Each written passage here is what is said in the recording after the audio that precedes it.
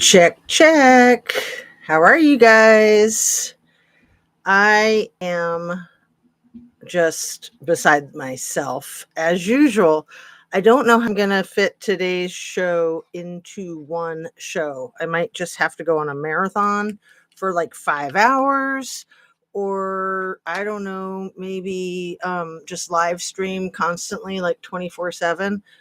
You know what I'm talking about. The news is simply out of control, off the chain. So if anybody is here, I have one like already.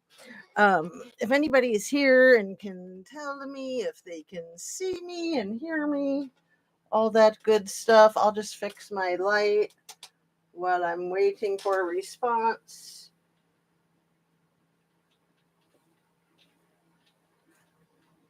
Let's see. Does that do it? Almost. It's just never perfect. Nothing is ever perfect, you know?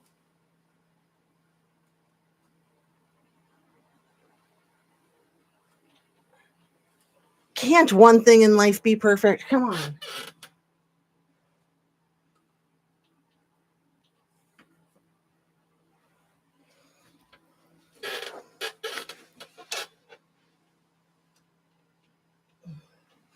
I'm pretty sure the response is no, nothing can be perfect, but I got to do this.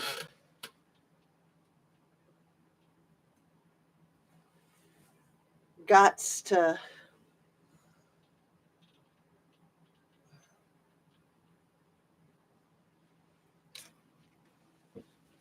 I might as well just take a sledgehammer to all of it, huh?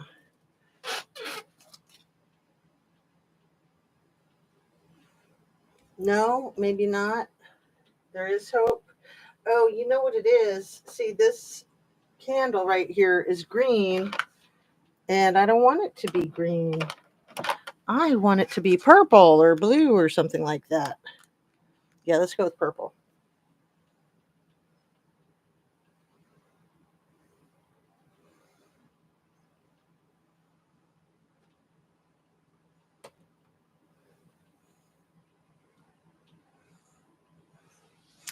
Okay, that mostly remedies the situation, but I still don't have anyone here, so why don't I just keep fiddling? I'm just going to leave it alone. My fiddling is like my nervous habit. So let's run down a thumbnail of the many, many topics of today's discussion. Shall we start with the biggest, or shall we lead up to the biggest? Obviously, in my opinion, the stock market fumbling is the biggest. How many billions of dollars were made in that quote unquote fumble? Oh, hey, someone's here. Can you tell me if you can see me and hear me? Unbelievable. I honestly believe, and even though I believe that it can jinx it when I say it, but I'm still going to say it because that's why I have a show. I honestly believe that this single-handedly could be the undoing of Donnie and all of his freaking goons. All of them. You don't mess with money. Plus, when you mess with money, it's easy to follow the paper trail. And that's usually how criminals get away with crimes, is that there's not like a documented paper trail of everything. Hey, Helby, hello. How are you? We have two in the house. Can you hear me well? And how are the lights? How's my hair? Oh, I don't like that side. This side is better. No, I just have such a big freaking forehead. Where's my headband? I don't know if that will help or if it'll just make me look crazy. Let's try it.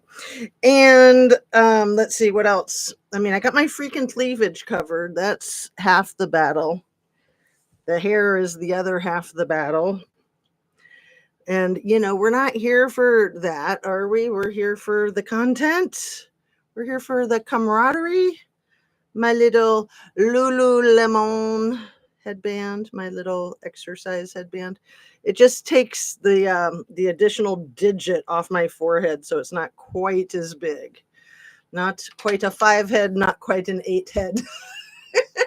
Hear you loud and clear. Awesome. I was afraid it was going to say hear you, but not clearly because of the letters when I wasn't discerning them, which brings to mind the cleaning of the glasses. So, I try really hard to start my show when I say I'm going to start it. There's always a gazillion effing things that need to happen and that go wrong and that come undone and one thing after another, and then I need to grab my water and I won't even bore you guys with it. But anyway, that's why I'm often now setting up my lights, cleaning my glasses, doing my hair in front of you so you can see all the hard work that goes into this. And the the big problem I have with my YouTube content is that I don't feel like I am a conspiring theorist type of person, but I feel like there's so much orchestrated events going on that like I'm just like, give me the freaking tinfoil hat, give me the straight jacket. I need a rubber room. Okay, so the biggest thing to me is the stock market. The deportations are humongous because the way that they're doing them, they could literally do them to any of us, even those born in the States, multi-generational, born in the States.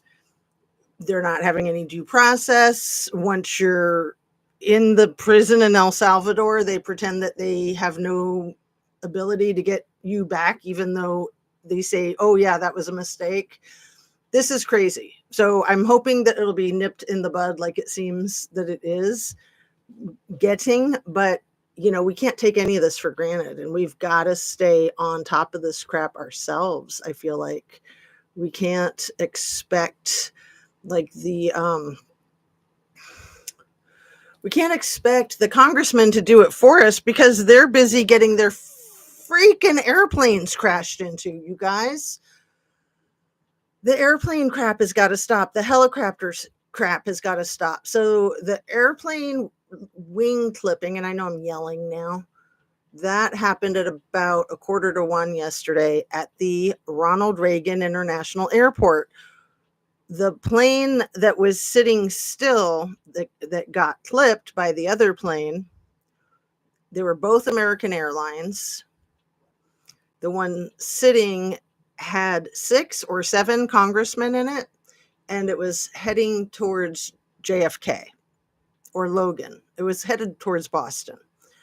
And then there's another situation exactly like it that was Logan or JFK headed towards DC that I'll get to in a second. That was all of 4 months ago, so I'm sure none of us remember. I didn't, but Google did.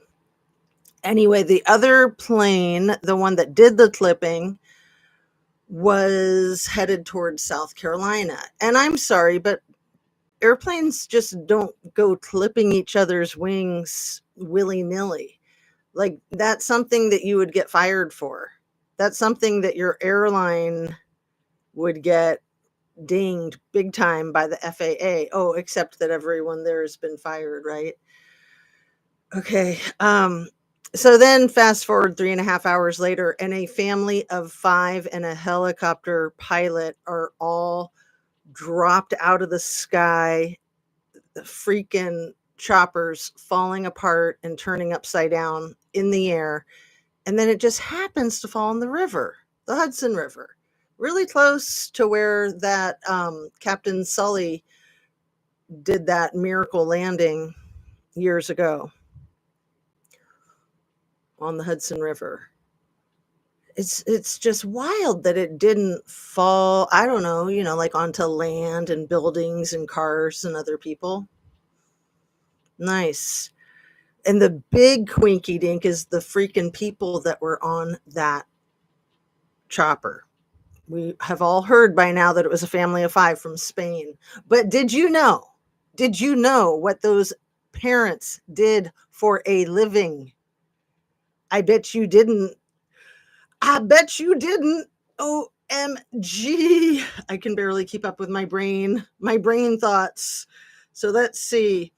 What did the mama do? That did the mama do. The mama was the global commercialization manager for Siemens Energy. And the papa was the CEO executive for infrastructure mobility. What are the effing chances? They were both high rollers for the Siemens company that's based in Germany.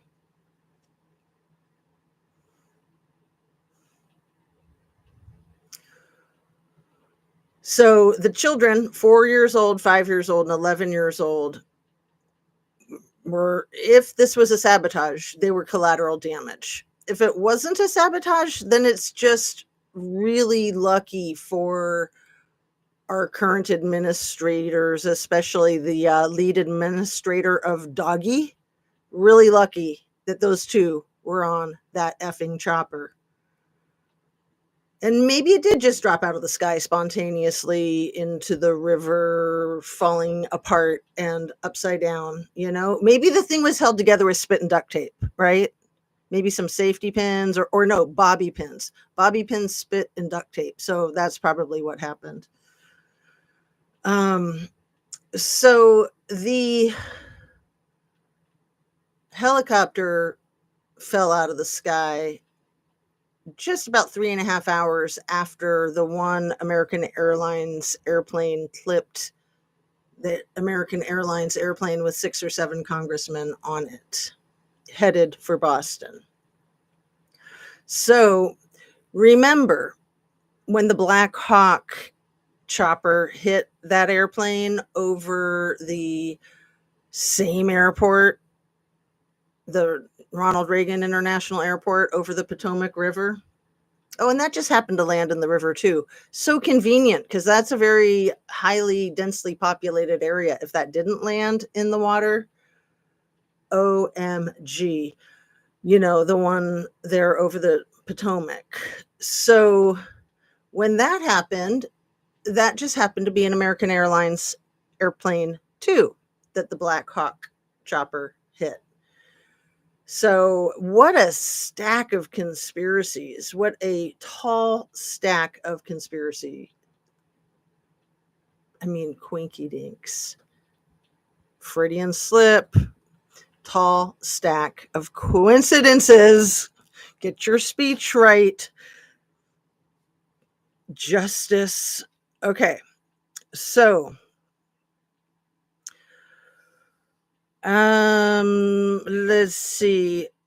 Now we have a count of deceased from the Jet Set Club in the Dominican Republic. I think it was Monday night, Tuesday morning that roof spontaneously fell in.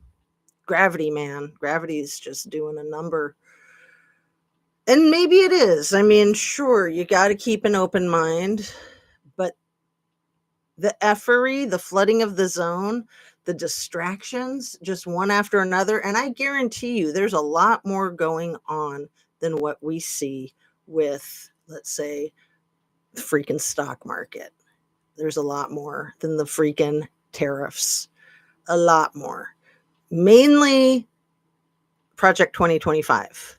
This has got to stop before that damn thing is fully implemented, in my humble conspiracy theory opinion, allegedly. Okay, everything I say is simply my opinion for the sake of hoping to start a conversation, open up a discussion, learn something. All my videos are made for YouTube. It's an entertainment platform.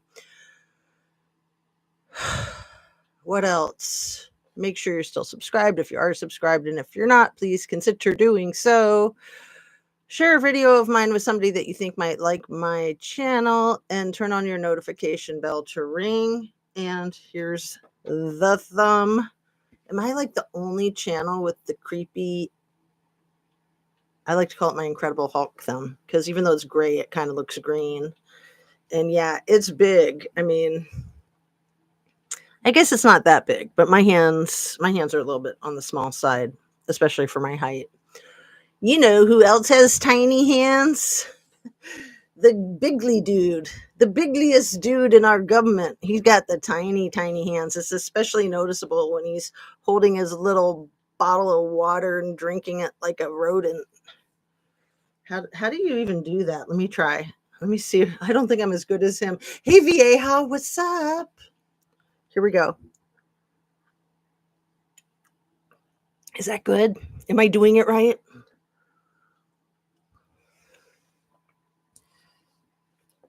I mean, you got to laugh about this stuff because it's just so effing crazy. So, those are the 5 things that I want to talk about. Is that only 5? It seems like there's a million more. Yeah. Okay. So, we've got what I mentioned yesterday, and I put photos of them on my thumbnail from the video yesterday. Taylor Casey, that went from Chicago to the Bahamas and disappeared on a yoga retreat in the middle. Was it in the middle of the day? No, it was at night. It was at night, just like this other person whose name I wish I could say without hacking it up. The 23-year-old from, I think she's from Pittsburgh, a school in Pittsburgh, like one of the great colleges of Pennsylvania. Sudishka Konaki. I think it's Sudiska Konaki, I think. So it seems like they could have both been abducted. I'm just going to say it, for trafficking. I mean, you've got one that's trans and you've got one that's very exotic and as curvy gets. If you've not noticed the voluptuousness of that 23-year-old. So Taylor Casey was very tall and very lanky, and the authorities are not worried about either of them. The authorities are just like, oh, they drowned, whatever. Next. That's not good for tourism, but the Dominican Republic and the Bahamas are known to be run by gangs. So why don't we do something about those gang members, government? I mean, sure, I want any dangerous people taken off the streets, but due process is the key ingredient for our country. That's what makes our country superior, allegedly. I have a couple more candles here that I want to stick there. It just looks a little dark to me over in that corner. Is that better? That might be better. Okay. Is it dark? Am I missing a light or something? I don't think I am. It's just different every day. What to do? Let me try something.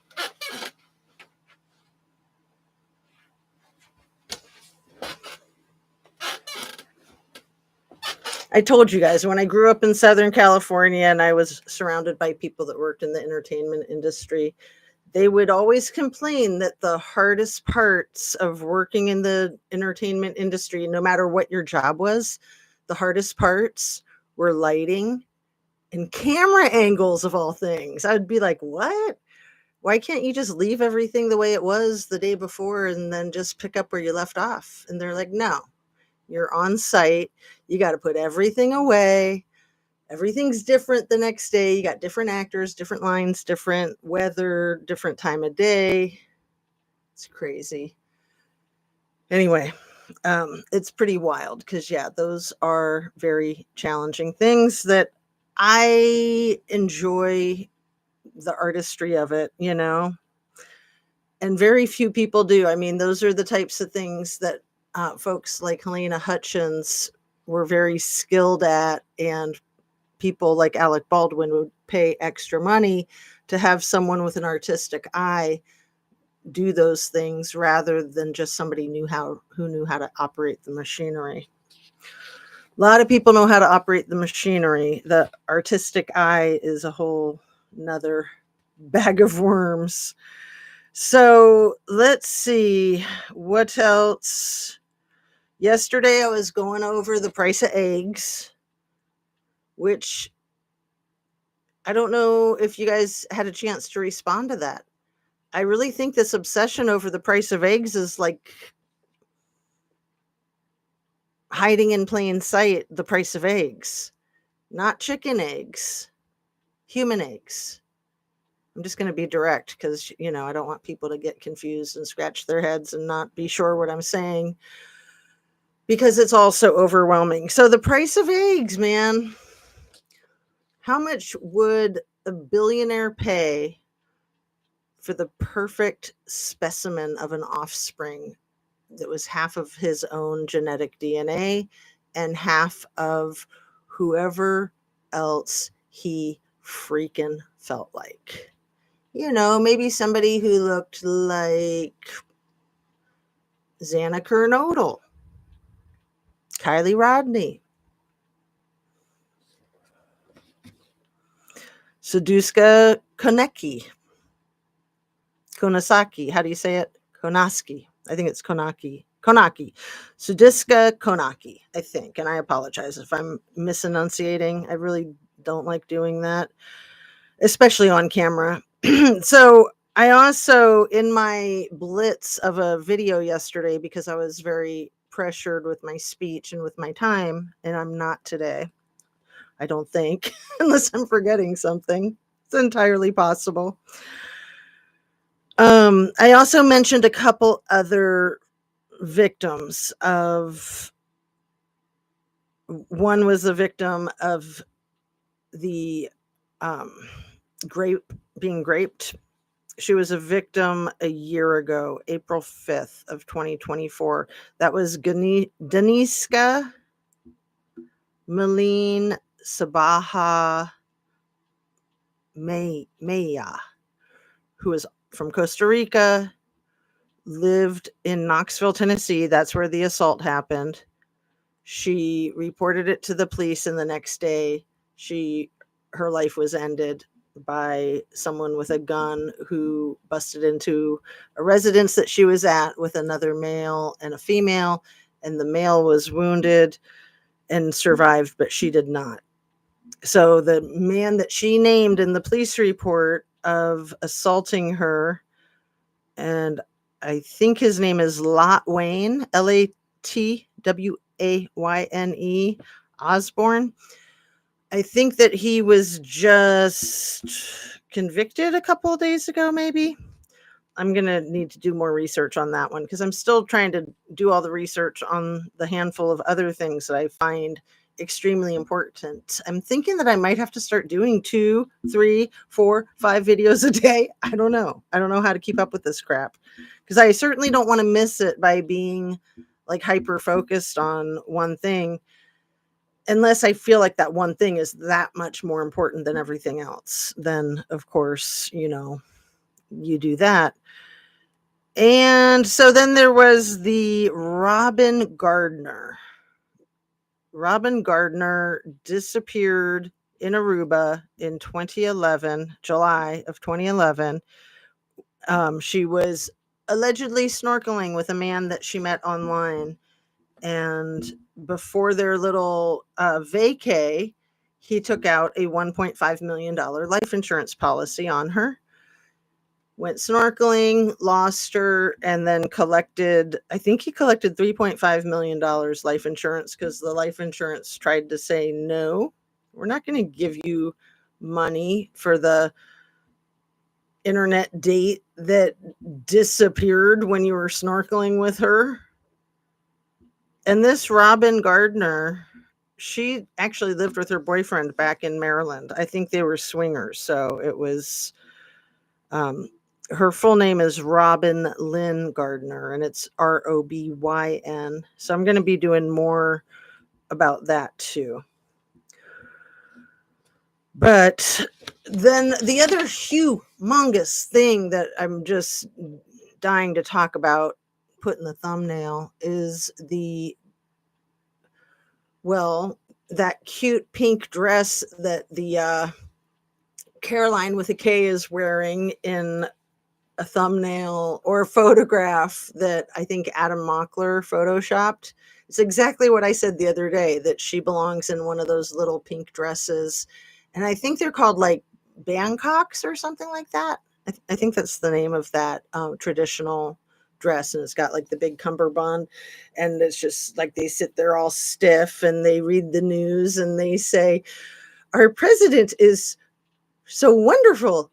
He's tariffing everything so that we can all get rich quick. We love him, and we should all be so grateful. And if you're not, you're going to get deported to El Salvador." Right? Why not just say what it is? Because that's what they're vying for. He's trying to go after people that don't like him. He's trying to go after people who've said that they don't like him, especially in articles or on main networks. But he's trying to scare everybody. He's trying to set a precedence, and no one can allow that kind of crap to go on, because there will be no end to it if we allow it for a second. And OMG, I'm noticing that my blues are slightly off. One sec. How could I let that happen? I am so sorry. I failed you guys. Let's see if I push the slightest bit that way. 3 millimeters. I think that's better. It might still need to go another millimeter, but at least it won't distract me so much anymore. Okay. So, sorry. Back on track. So, yeah. It's insane. Oh, and then that effing cabinet meeting that they had yesterday.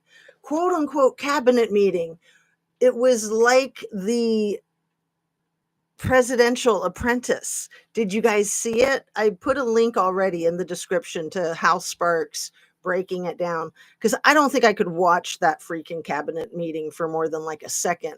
But with Hal Sparks playing parts of it and then criticizing or critiquing it, it's much more palatable. It's still just freaking awful.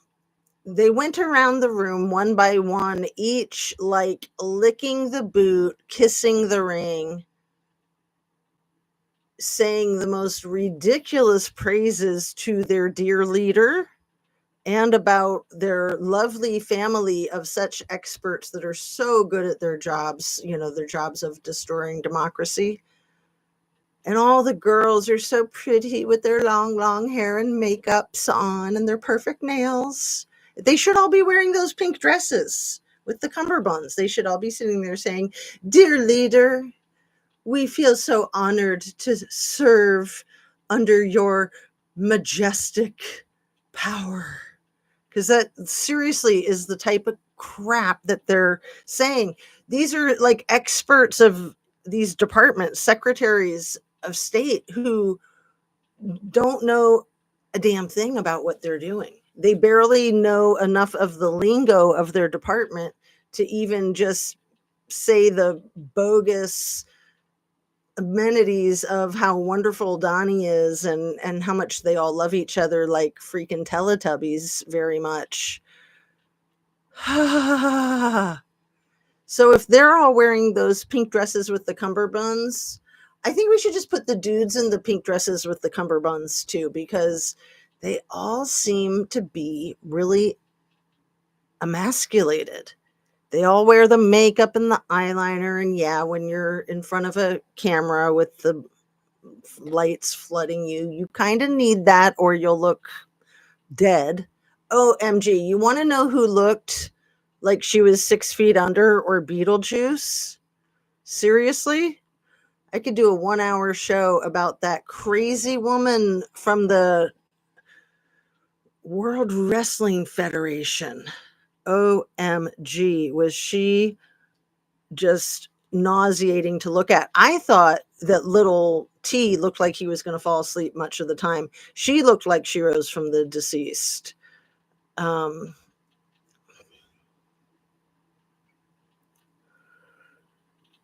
So she is the Secretary of Education, knows nothing about education. It seems, in my humble conspiracy theory opinion, allegedly. And what the F is her name? Oh, she's so gross. It just wants to give me all this freaking McMahon. That's her name. Linda McMahon, 76 years old. Okay. I'm sorry. I don't want to be ageist because I'm not. If you're in good health and you're 76 years old, more power to you. You can certainly serve anywhere, anything in a high office like Secretary of Education. You need to be in good health. You need to be well educated. You need to just have some professionalism and etiquette and ethics. Linda McMahon, the whack job from World Wrestling Federation. Unbelievable.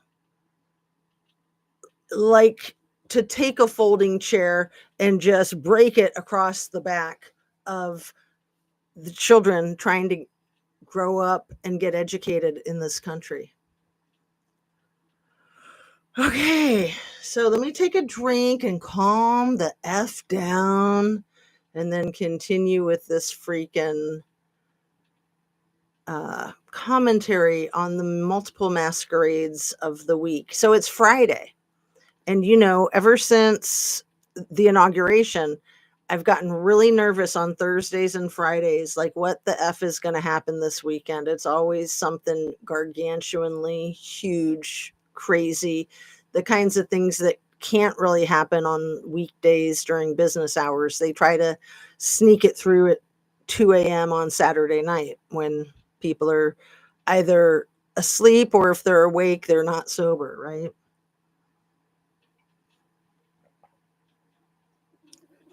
What is that called when like a dragon is dying? It's like, is it called the throes of death? So a lot of times when somebody or something is about to meet their maker, they, even if they've been like zoned out, like literally in a coma for months, I think it's called death throes, where they just get this bolt of energy. And it's like they're fighting to try to not cross over or something. I mean, it's mysterious. It's kind of inexplicable, and not everybody has it. Some people are, and some animals don't do that at all. They're just like, um, gracefully gliding to the other side. But I feel like our illegal felon of a leader has been in the death throes for a long time, and he doesn't care. It's like he's got 24 hours to live and he just doesn't care about anything, and he's just trying to build as many towers as he can and steal as much money from anybody in the world that he can to give to his own kin. Oh, it's gross. It's so gross. Like, this money doesn't just come from thin air. It comes from the masses. It comes from people that need their money in order to survive. And these people just want it all and they don't care. I mean, they literally see the world's population, I think, like a bunch of cockroaches. I'd heard other people say that previous to, since this inauguration happened, and I didn't really understand. I thought they were being like hyperbolic or exaggerating, or that they didn't know what they were talking about. But I believe that. I really believe that they want to thin down the herds. People are just annoying. They all have opinions. They all want to vote. They all want to talk or write things down that are just annoying. And so what do? And you can't ignore them because your skin is too thin. Like, you got to have everybody's approval, and you want everyone to be focused on you all the time. Even if they're not approving of you, you still need to be like the center of everybody's attention, just with drama after drama after drama after drama. Okay. So yeah, today's a bit of a rant, is it not? How are you guys feeling? I haven't even asked you. I'm sorry. I'm just so spun out. Bent like a wet cigarette. That's a Beck lyrics. Coming after me with a butterfly net. Remember that song Loser from like 1993 or 4? That was like the hit song. That was Beck's debut. The name of the album was just Beck, but that song Loser was freaking phenomenal. Got telephone bills up my sleeves. The lyrics are hilarious. Oh man. What else? There was some other lyrics that were really good, but I'll quit reciting lyrics. Helly B says, all good here. Enjoying you having a rant. It's good to get it off. It's good to let steam off. Yeah, I still need to wipe my glasses down again. I think they're still smeared. Fred Field, you were really early today. Sadi. I think I posted the stream last night before I went to sleep. And then I wasn't early. Or no, I didn't schedule it last night, did I? I think I scheduled it this morning, and I scheduled it for 11:45. I think. I can't remember. I know it was scheduled for 11:45, and I came on at 11:46, completely unprepared, but trying not to push the time back 5 or 10 or 15 minutes the way I so often feel like I have to. So I apologize for being early, Fred. How are you doing? Oh man, I'm just ranting about so much. Did you see the effing cabinet meeting yesterday where like all of the men and women around the table should have been wearing those little pink dresses with the cummerbunds? The bangkok. I think that's what those little pink dresses are called. The ones that the newscaster from North Korea wears, and she sits all stiff and she says things about how wonderful everything is in their country. I missed the notification due to being at work. Well, good for you. Working for a living. It's rough. It's rough. So yeah, you're about the same age as Linda McMahon, the director of education, the director of the secretary of the Department of Education, right? She's 76 years old, and she spent her whole life in freaking WrestleMania, and then she gets plucked to whack our educational system across the back with a folding chair. Come on, man. These people are effing morons. When is it going to end? So I put a couple links in the description of yesterday's video about the election hygiene that wasn't done, the recount that wasn't done, and how the math just ain't mathin'. So that's the problem when you try to rig an election, especially with artificial intelligence. Although artificial intelligence gets a lot wrong, it's great for picking up on things like when somebody plagiarizes something in a paper, like for school. So now when you turn in your classwork, your schoolwork, it's all online, even if you're in person. And it goes through an AI system that will catch anything that's plagiarized, anything at all, even just, a fragment of a sentence. So it will alert your professor. And, if you have a couple fragments of sentences that are plagiarized, that's probably fine. I don't know all the rules and regulations, but, if you have like 100 fragments of sentences that are plagiarism, you get kicked out of school, plain and simple. Most colleges have a no tolerance policy for plagiarism, 0 tolerance. So then we have a government that's doing that. So I guess with that big chart that the meathead was holding up at his podium outdoors the other day, with all the tiny print of, I don't know, it could have been anything. It was just bizarre, but it was, a list of all the countries on the left and then all the tariffs in the middle and then something on the right. And they got it all off of Grok, basically. They they plagiarized all of that information from artificial intelligence and then tried to present it like it was this big brilliant chart. And that's the thing about Donnie, is he's such a freaking actor, and he loves his props because he feels very insecure, I think, when he's like in front of people all alone. He wants to have his big E with him, or his little X with him, or his big poster board with him, or his giant Cheesecake Factory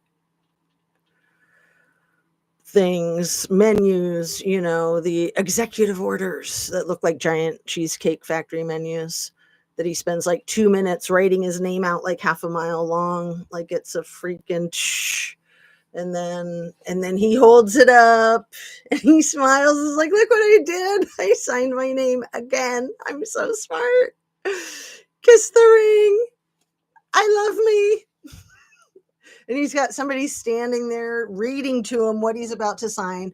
Well, since you can't read, sir, this is what this is. Which, could you be more obvious that you can't read? And, for anybody who struggles with dyslexia, and I'm one of those people, anybody who struggles with literacy, and I'm one of those people, I feel for you. I do. But perhaps you should have assistance with that. Perhaps you should just be blatantly honest about it. It's like, sure, I might be the president, but I am dyslexic and I do have trouble reading things, especially in bright light on a stage under pressure. So I'll ask you to read it for me because I get nervous. I get all locked up, right? But just this whole charade, like when the who was it, the prime minister that came over from London and handed him the letter from King Charles, and then he's like, oh, you want me to open it? And he opens it up, and then he's like, oh yeah, that's good, and then he hands it back to the guy and says, well, why don't you read that really important part? It's just like, yeah, you're not too slick, dude. You're not pulling this one off too well. Like he's really declining in his sundowning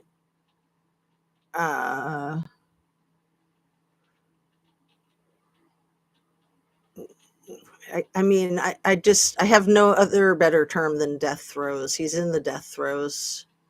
He's going down.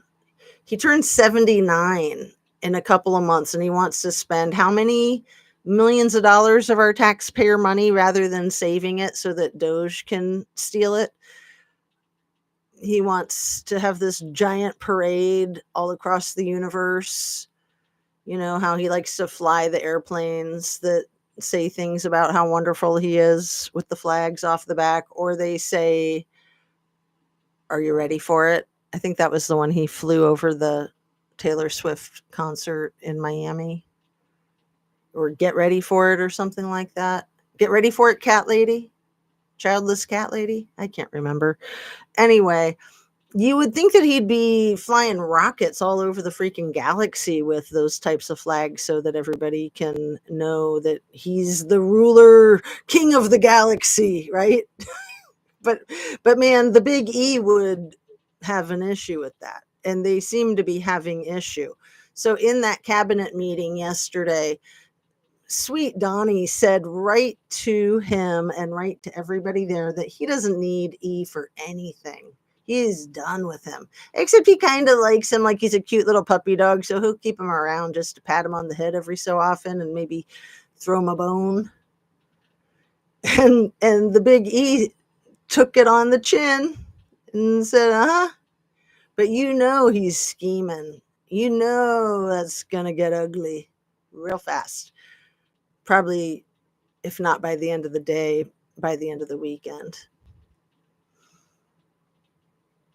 So I hear that there's going to be potentially. I think this was from Rosie's insights, and I think she's really accurate.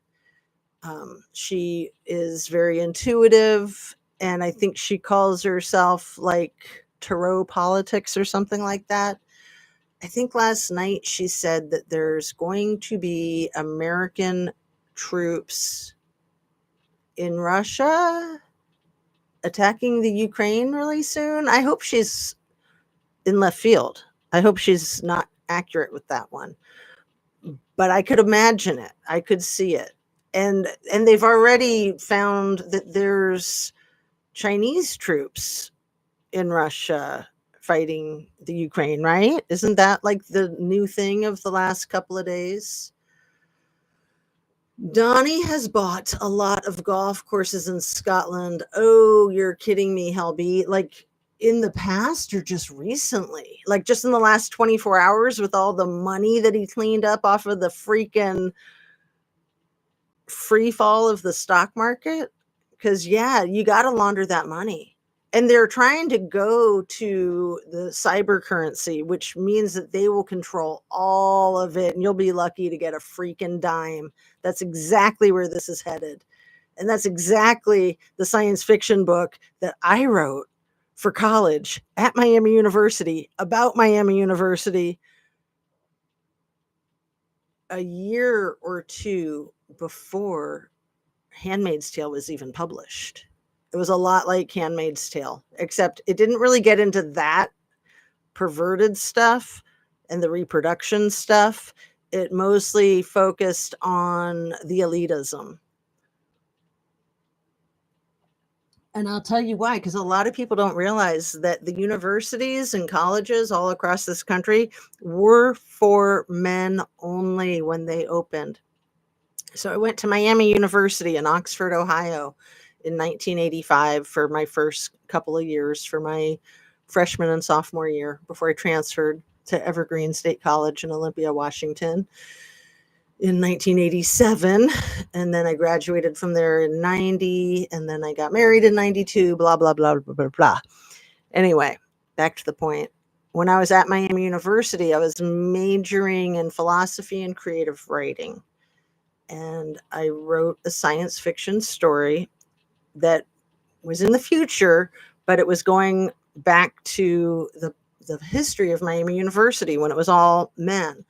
And all of the universities and colleges were all men. I want to say Oberlin College was the first male college to let women in, but they would make female colleges like Smith or Western College for Women, which was right across the street from Miami University.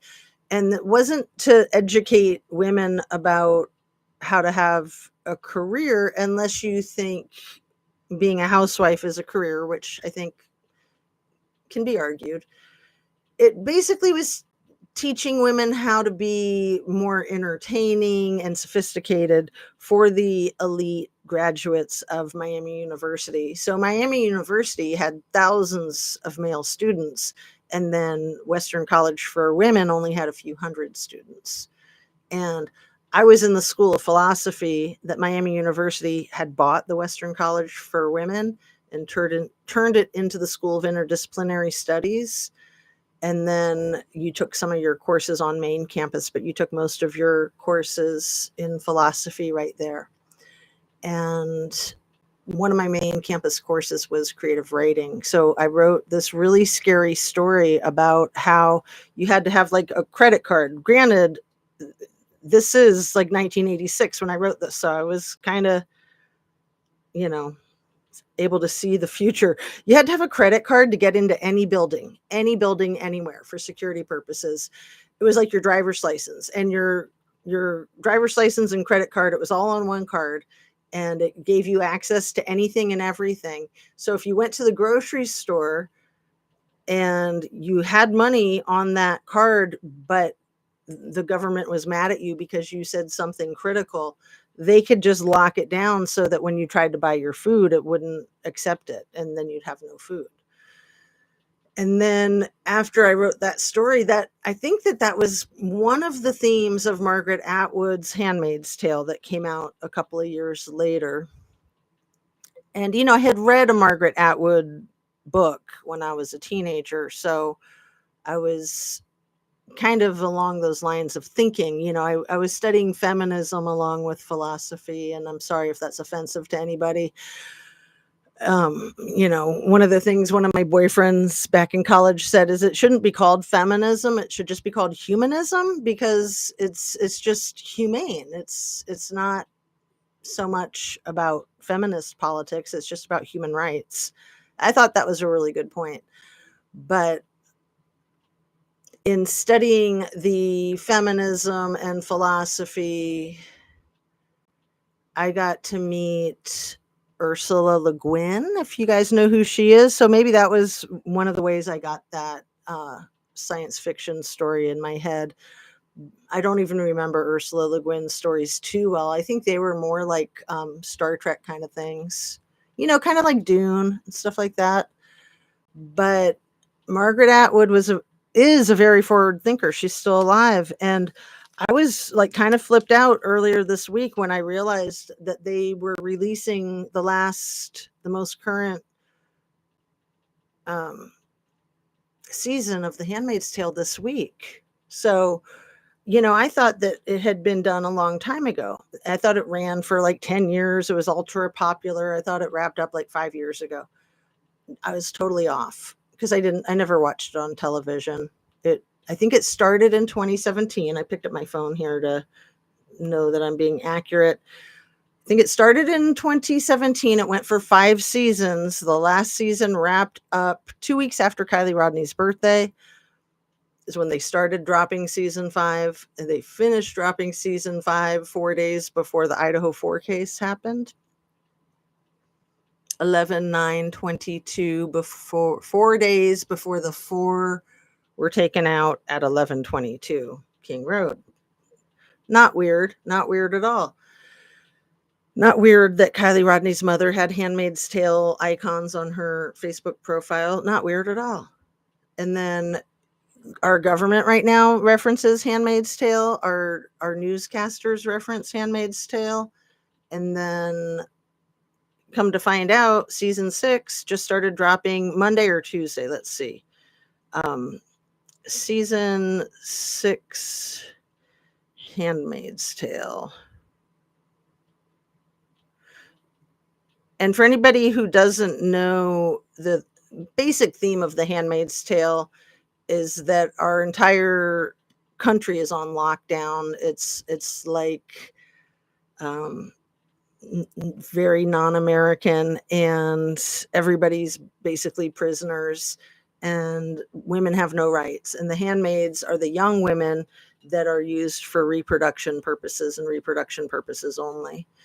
So let's see.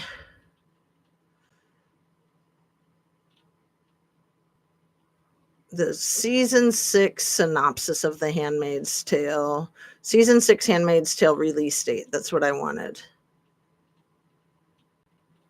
It premiered on April 8th, 2025. And so right now we're at the 11th and we're on Friday. So was that Tuesday? Would have been the 8th and then the 9th. Yeah, I think that was Tuesday. And then the remaining episodes are released weekly.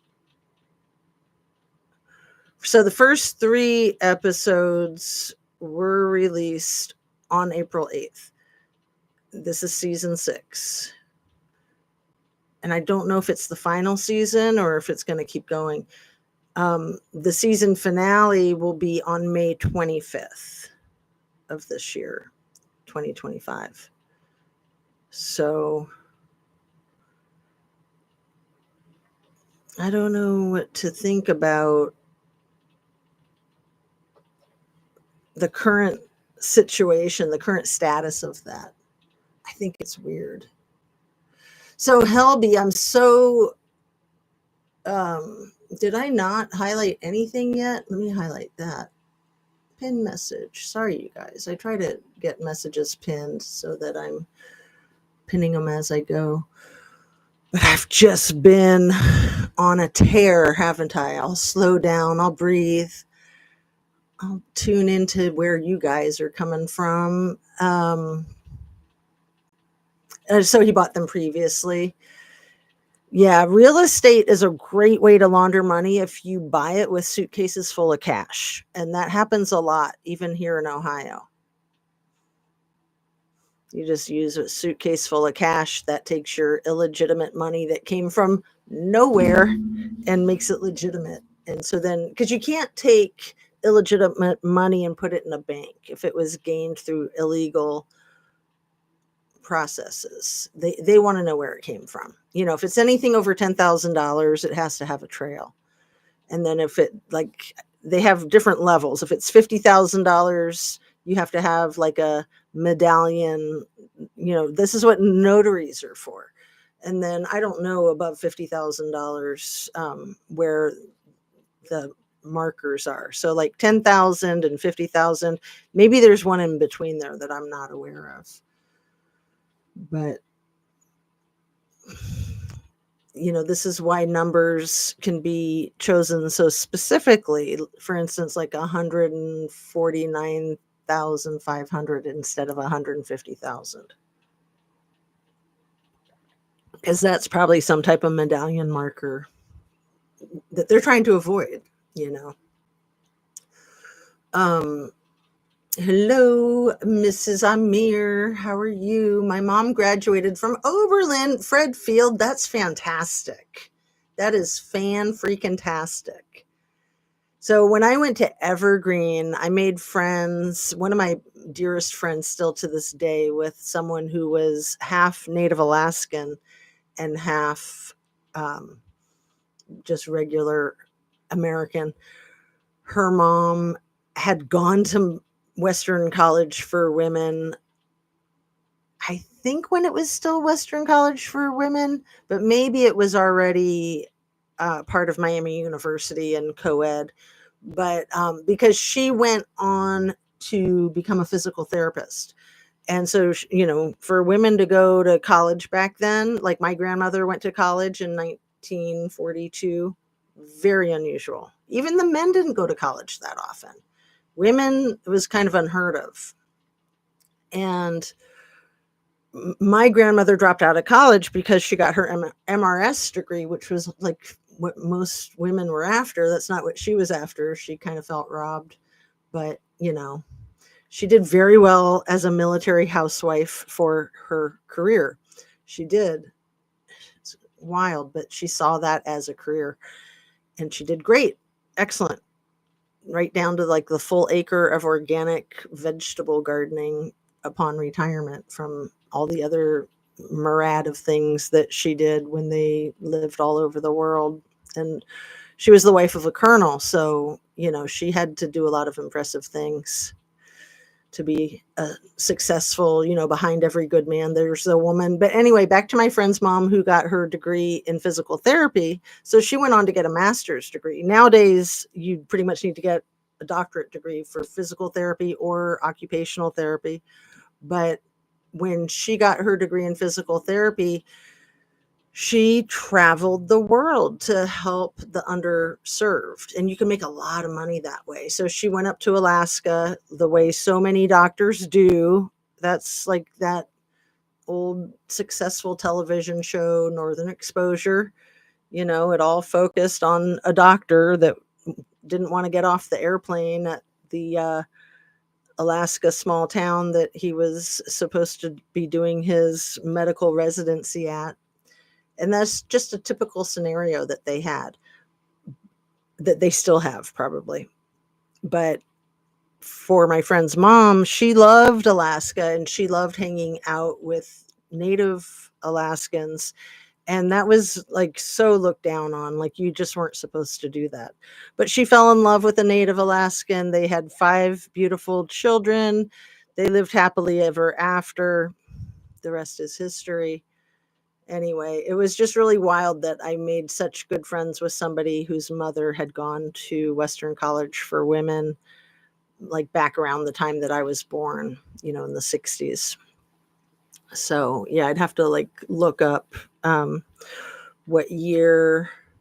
Actually, I think it was 1967, the same year that I was born, that they reopened Western College for Women as the School of Philosophy and Interdisciplinary Studies, because it was like sister colleges with Evergreen out in Olympia, Washington. They were both founded by the same like 5 founding fathers, which was how one of the ways that I got interested in Evergreen was because of its connection to where I went to college, where I was currently going to college. But then I also had a couple of friends that were there that were just like, you gotta like just come on out here and go to school with us.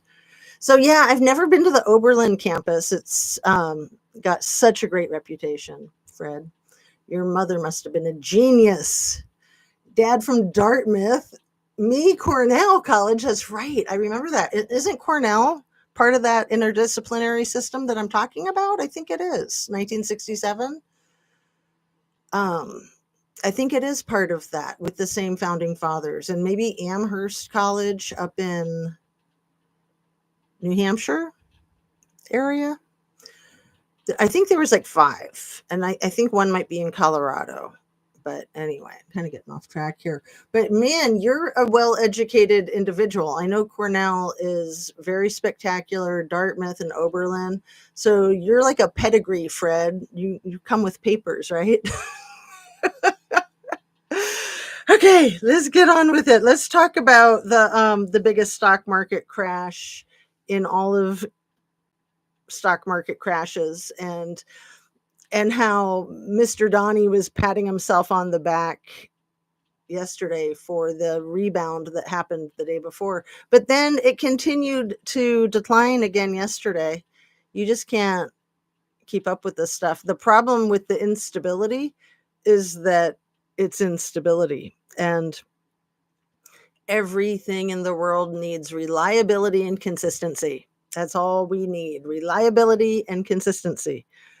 That's what children need. That's what adults need. That's what financial markets need. That's what world leaders need, reliability and consistency. So enough about that. And I don't really want to talk about the deportations because they're just too effing scary. But seriously, if they can do it to these other people, they can do it to any of us, Fred, no matter where we're born, no matter what color our skin is. They can just say, you know what? I don't like the way you look. I don't think I like the kind of music you listen to. I can just tell by looking at you. Think you're going to go down to El Salvador. See what that's like. Not Cornell University, Cornell College, famous for one course at a time. Oh, cool. Cornell College probably is the one that is part of the interdisciplinary system then.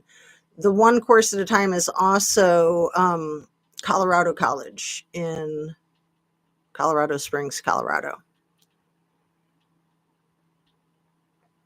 And we actually did one course at a time at Evergreen too. It was called programs. So you did like one program at a time. And within your program, you had like different sub programs, which you might consider courses, lectures and such. But yeah, very few schools are like that. And we did like quarters, like 10-week quarters, but Colorado College, I think, did 6-week quarters. Just one class. That's all you did all day, every day for 6 weeks. And then you switched it up. And people there really liked it.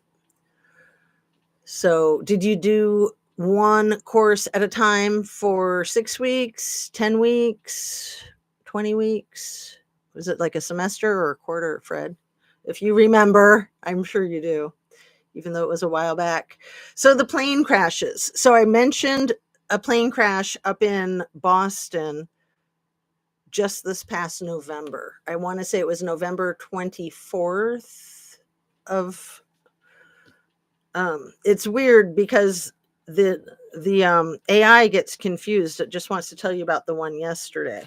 But that was how I found it, was looking up the one from yesterday. So this was, I think, Logan Airport.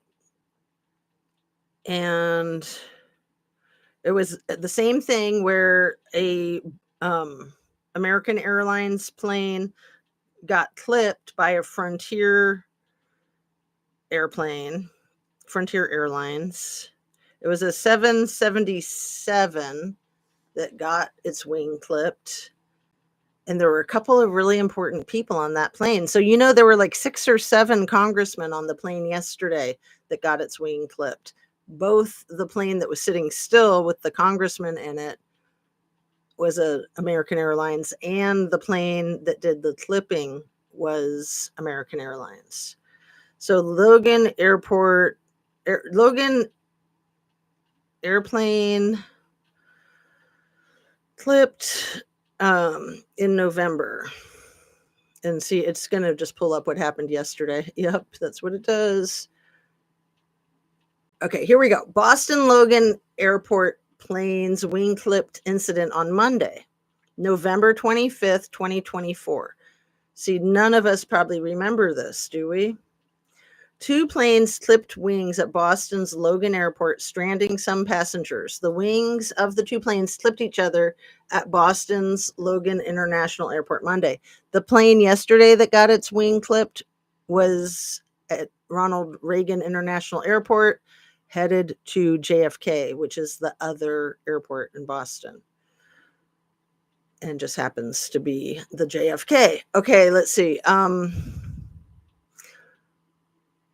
Yeah, it was weird what little T said to RFK Jr. in the alleged cabinet meeting yesterday. He's like, "Oh, this is really personal for you, Bobby. How you feeling about this?" I'm not going to go on about that, though. I'm going to stay focused. Okay. Among the passengers delayed by the incident was a woman bringing her mother to the family's Thanksgiving. It's horrible because my sister-in-law has stage 4 cancer. The 2 airplanes clipped wings at a gate at Boston Logan International Airport Monday, according to Massachusetts Port Authority spokesperson, forcing the cancellation of a Frontier flight to Dallas during one of the busiest travel periods of the year. No one was hurt when the wingtips of the plane touched at Terminal E, though the aircraft will need to be checked for damage, the spokesperson said. But I want to know who was on that airplane, because there were 2 important people, I believe. Let's see.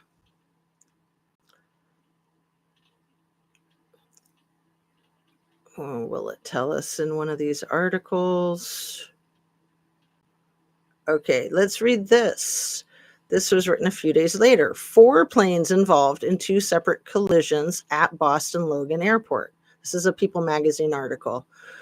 The collision occurred on Monday, November 25th. Oh, separate tarmac collisions involving 4 planes on same day. What? Do you guys remember this? How did I miss that part? 4 planes were involved in 2 separate collisions at Boston Logan International Airport on Monday before Thanksgiving. This is just 2024. Causing confusion for some travelers, kicking off the holiday week. The first collision occurred around noon on November 25th when American Airlines flight that had just arrived from London Heathrow Airport was pulling into its gate when it clipped the wing tip of a parked Frontier plane, American Airlines said in a statement to People. There were no reported injuries as a result of the injury, and the aircraft was removed from service so it can be inspected. And let's see what else.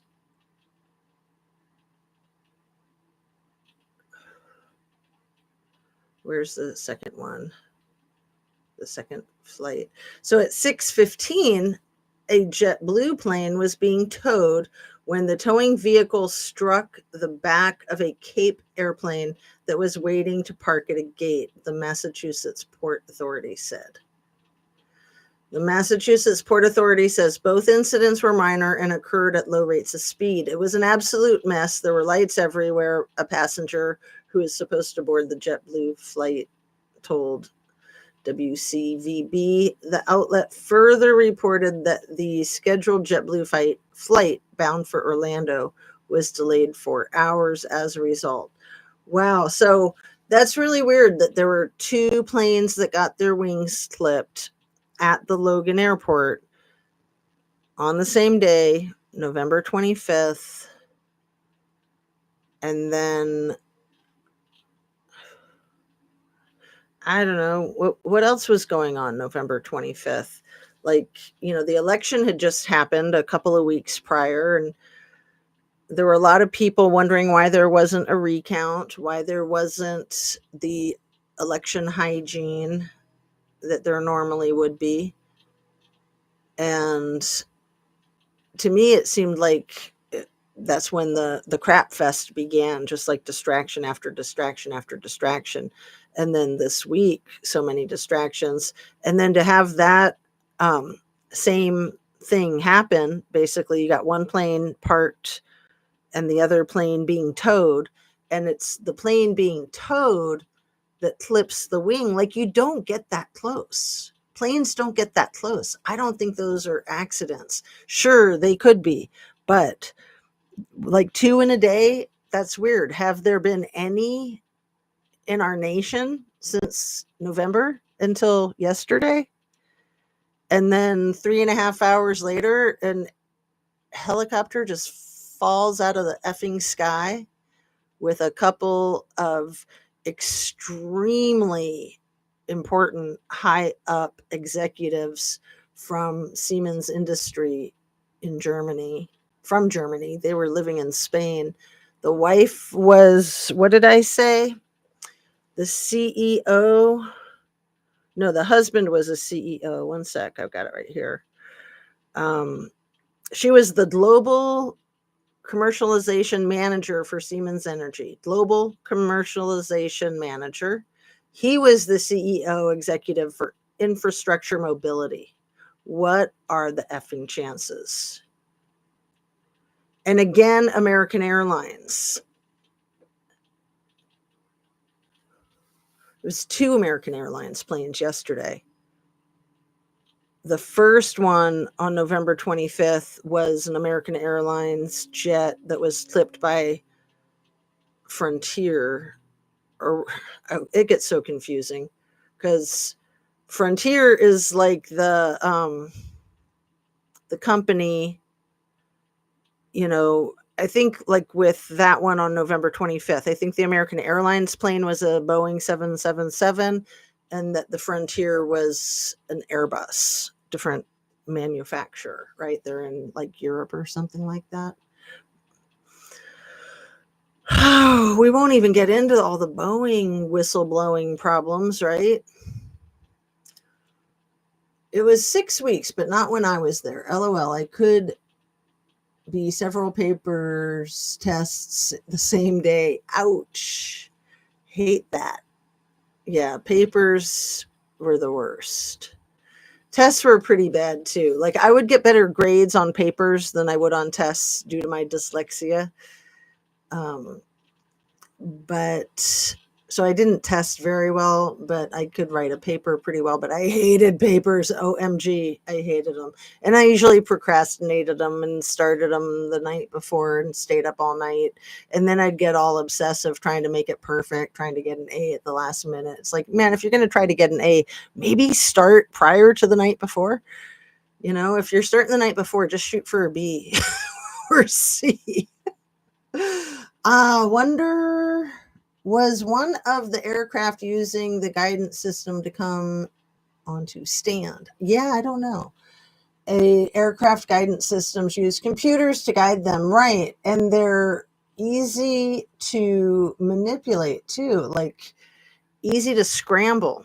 That's one of the things I wonder about with that incident over the Potomac River with the Black Hawk chopper that also crashed into an American Airlines plane that just happened to have a bunch of world-class ice skaters on it, including 2 champions that defected from the USSR after they became world champions back in like the 90s. That was the couple that were the coaches, and then their son Max had not been on that plane, but he had been in Wichita with them. And then there were also like 3 civil rights activist attorneys. And there was somebody else of a prominence, significance on that flight that was hit by the Black Hawk chopper. But the one yesterday, you had a 4-year-old kid, a 5-year-old kid, and an 11-year-old kid with their mother and father, and of course, the pilot. And the dumb thing I was saying earlier in this tape, you guys that weren't here, that the helicopter must have been held together with spit and duct tape and bobby pins. And that's why it all, like, I mean, it was like falling apart out of the sky and flipping upside down before it even hit anything.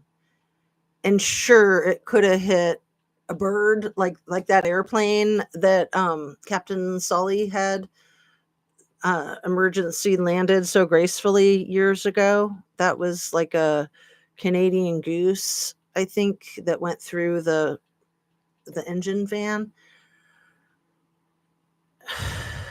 So yeah, I don't know. They're not saying anything about what caused the flight, the helicopter flight that took 6 lives yesterday. They're not speculating anything so far that I've heard of, which I also find very strange.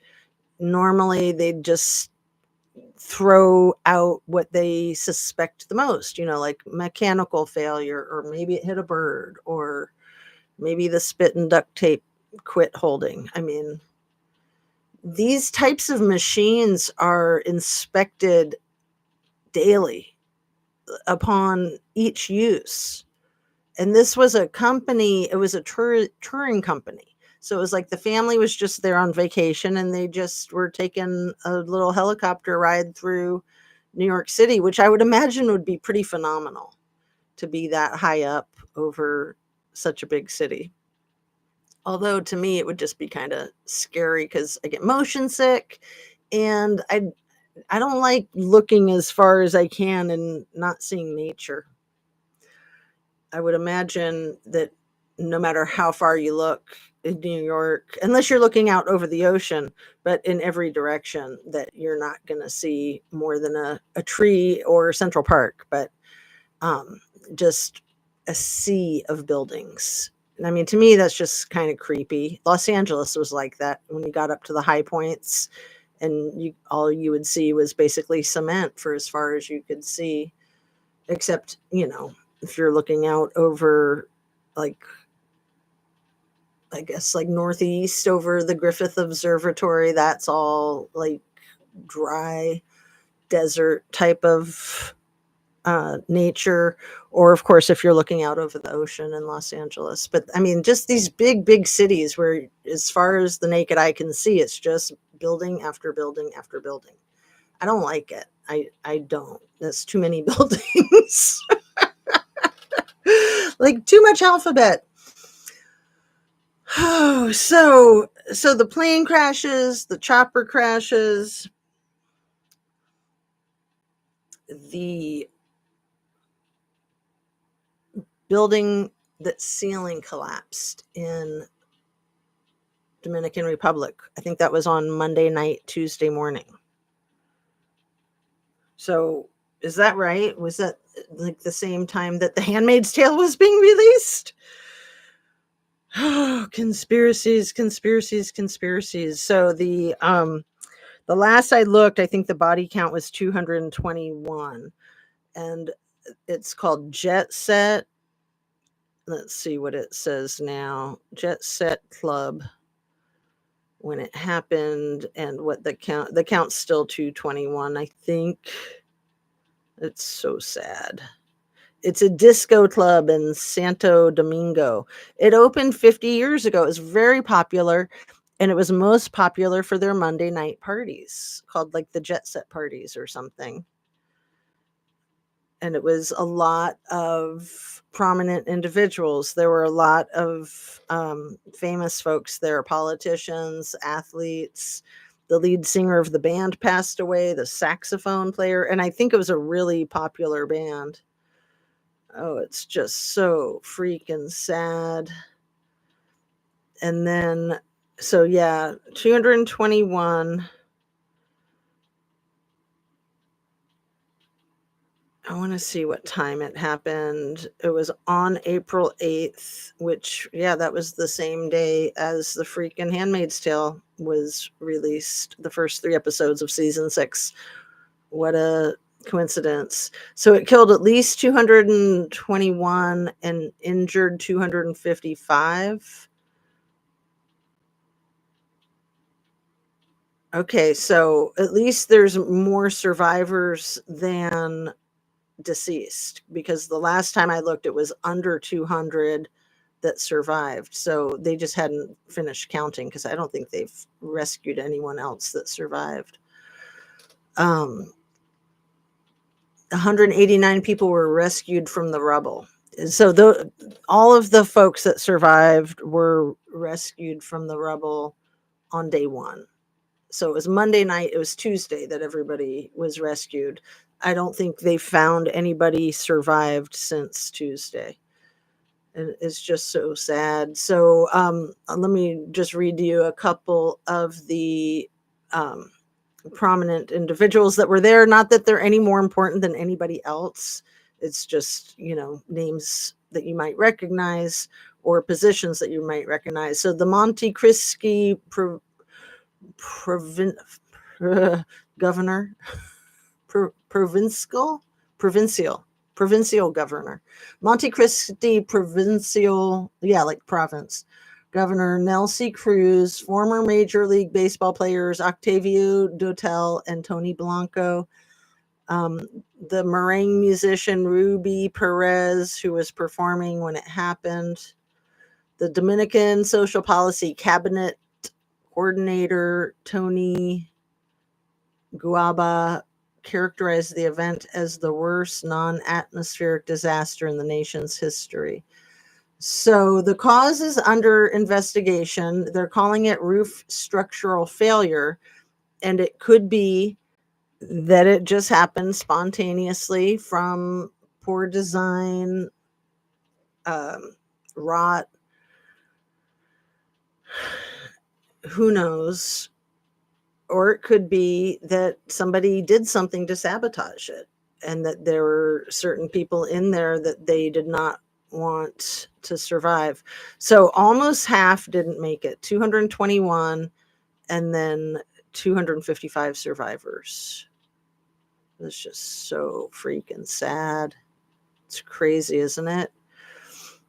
Gotta run, going out for dinner. Enjoy your dinner. Have a lovely meal. Did the handmaids wear the funky bonnets like the cult ladies in Truckee? Yes, they did, Fred Field. They absolutely did. And, that area, the Sierra Nevadas, has been riddled with that type of activity that you mentioned for decades. Absolutely for decades, at least since the 70s, consistently with a stronghold.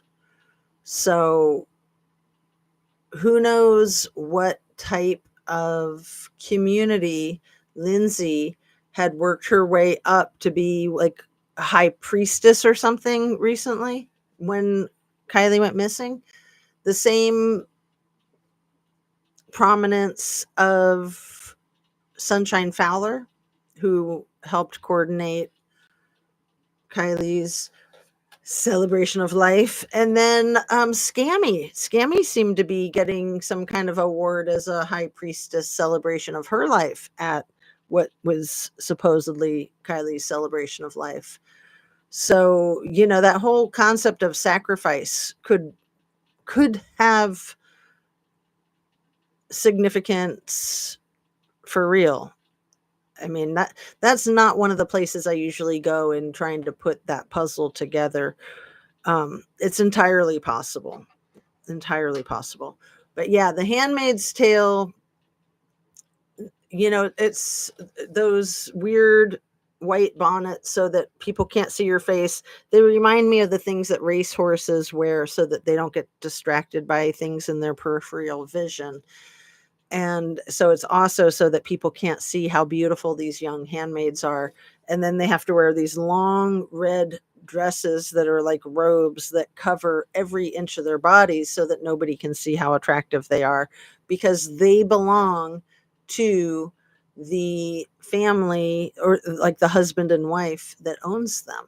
They're slaves, basically. They're reproductive slaves. So the fact that Lindsay had Handmaid's Tale images in her profile picture on Facebook when it happened, when her daughter went missing, and then she changed it right around the time her daughter went missing, that's always stuck out to me as potentially significant. The whole thing with the eugenics that I don't even like to think about or talk about, but that's a thing. That's a thing that started, I think, in our country in the 30s. It was a big thing. And especially in California, they were doing it. They were straight up doing it. And then it was a big thing in World War II. That was something that Adolf was extremely interested in. And it's something that the Big E is extremely interested in. And I would imagine that that's a huge element of the whole Project 2025. I'm pretty sure it is. But I haven't read the 900 pages, so what do I know? Oh, thank you, Fred. I have not seen the scammy photo yet. I'll look at it today. I would almost just look it up right now, but I would have to do it on my laptop, and I don't want to mess up my live stream. So we've been going for almost 90 minutes. So then what else? I do want to talk about the Idaho 4 too, because of the whole Handmaid's Tale reference there, with like the only activity that Koberger ever did in his life that was documented by a photograph, and that was sitting in the front row, all excited to see Margaret Atwood with a copy of The Handmaid's Tale in his hands, which again, that's weird because the book was written in the late 80s. He would have been young, not born. What year was he born? If he's about 30 now, he would have been born in about 1995. So it was written a handful of years before he was born. So why was he sitting there with a Handmaid's Tale book in his lap? And I think other people sitting at that assembly, at that it was like a lecture. So yeah, she was, I looked it up, she did go to the college that he was at. I'm trying to remember the name of it. There's a college over there by outside of Philadelphia, smaller school that I hadn't heard of until he graduated from there. Let me look. I'm just I'll probably think of it as soon as I type all the letters in, right?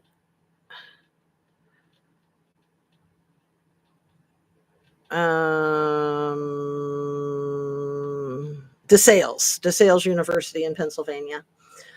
So he also went to Northampton Community College, and it could have been Northampton Community College where she spoke at an event, but I think it was at DeSales University. Like I said, I had looked it up to see if that was real, and it was during the time that he would have been going to school there. So it's plausible. But the photograph never looked real to me. It always looked like his head was photoshopped onto a body that was a little bit large for the size of his head in the Photoshop, that it was a little disproportionate, and he had no neck. And he actually has a long neck. Koberger has a long neck. So some of the things that I want to talk about with that is just to underscore, there were no remains of any of the 4 victims ever allegedly removed from the residence. People would have known, people would have seen, people would have taken video and photographs and written it down and talked about it. There's never been a peep about any of them getting removed from 1122 King Road. So Did they remove them like through tunnels? Like there could well have been tunnels under that house, and that could be one of the reasons that they had to destroy the house. But it seems to me that if they're going to be doing all this weird stuff, that they would at least be pretending to remove the remains from the premises, that they would at least, do it for show, even if they did take them through tunnels or something else. But if they took them through tunnels, were they deceased or not? I don't like to go there, but it's crazy. So, oh, I'm going to put a link in the description to a video that Jules of All Trades just dropped about Dylan and the 911 call. And in the video, she says that the dispatcher stopped Dylan from saying what she saw. Stopped her from saying what she saw. That's effing bizarre. Like, you would want that information more than anything else. That doesn't make sense unless the dispatcher, I'm assuming that it was a she, but could be a male, unless the dispatcher was instructed to shut it down, to keep too much information from being spoken in the 911 call. I don't like to think like that, but it's entirely possible. Just how light law enforcement went on Dylan and Bethany is beyond sus AF. At first, it was understandable if they were in a frozen shock phase and they were just these 19-year-old little sorority girls that didn't know how to call 911 because they were so scared and overwhelmed and didn't know anything happened anyway. But the last 2.5 years, that's not what's panned out at all. In fact, what's panned out is that they were awake all night, that they were fully aware, and that they were both texting their daddies before they called 911 and sending their daddies photographs and deleting the images. Like destroying evidence, but they're not in trouble for nothing because they weren't even witnesses. They were there. I said they were there. I didn't say they were witnesses. I only said they were there. And why the F did Fry fly? Why did he get the hell out of Dodge? Why did he quit his job after 29 years? I know he was running for sheriff, but he didn't get it. And you would think he would have gotten it, having been the police chief. You would think that if he was well respected and highly revered, people would have been like, yeah, we want him to be our sheriff because look what a great job he's doing with this Idaho 4 thing. And then all the other people involved with the Idaho 4 thing who've hightailed it. So many of them. It's insane. It's absolutely insane. Okay, so I don't want to make this video too long. Vieja stepped out and back. So thanks for the photo, Fred. I can't wait to look at it. Yeah, why would the dispatcher try to shut down the amount of detail that Dylan is giving? They want that type of information. They want people to keep talking. They want to see what they say because half of the people that call 911, half of those people are suspects, legit suspects that might even be found criminally guilty later in a court of law or might confess to something. It's half, you guys. It's about 50% of people that dial 911 are not innocent. Like, I don't know what artificial intelligence would tell us about that. That would be interesting to see what their percentage is. Probably not accurate, and it's probably a lot lower because you don't want to discourage people from calling 911. You don't even want to discourage criminals from calling 911 because it's great when they turn themselves in, right? But how many of these people, like, I'm thinking about somebody like Chris Watts or Barry Morphew. neither of them called 911. Barry Morphew manipulated his next door neighbor, a 71-year-old woman, manipulated her into doing it. Chris Watts was pissed AF that Nicole Atkins was on it before he could even get there. But a lot of times it's the person who committed the crime that then calls 911. And then I said this in one of my videos recently. It's like the person is like too calm and collected. They are too organized in their thought and speech. You know, if you're really in a life and death emergency and you just found a loved one deceased or near deceased, you're going to be discombobulated. You're barely going to know your name or your address or anything. And you're not going to be making sense, and you're going to be panicked, and you're going to be like, should I be talking to you on the phone, or should I be doing something else? Should I even be standing here? There could be a mass murder somewhere. So people give away a lot of information without realizing it, just with that 911 call and with their demeanor when the law enforcement first shows up. And, you know, they're all cool, level-headed, like, yeah, you know, last time I saw her, she was asleep. We had a fight. It's always the we had a fight. It's like, okay, well, you just let the cat out of the bag, so you were fighting. Okay. And we all know that things don't go haywire when couples are fighting or breaking up. People don't just lose their minds and do crazy things. No, just fighting calmly, amicably, just breaking up, you know, no big deal. Okay, so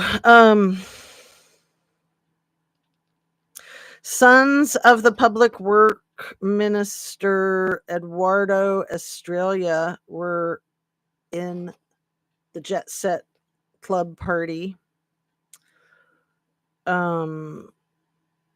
Just a very international crowd, the Jet Set Mondays. But the couple that passed away in that helicopter crash yesterday, that both worked for Siemens Industries, the father's last name is Escobar, which I found interesting because have you guys seen that movie, The Two Escobars? If you haven't, I highly recommend it. It's a documentary. It's historical. It's about Pablo Escobar, who was the car that tells or doesn't tell. And then the other Escobar was he Pablo Escobar too, the soccer player who scored a goal against his own team in the World Cup. Let's see. It's such a great movie. Two Escobars. You'll thank me if you go see it. If you find it on the internet or something, I'll look and see if it's on the internet.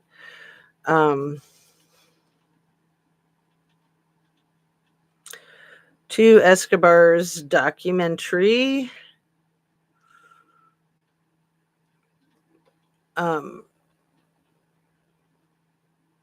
Andreas Escobar was the soccer star.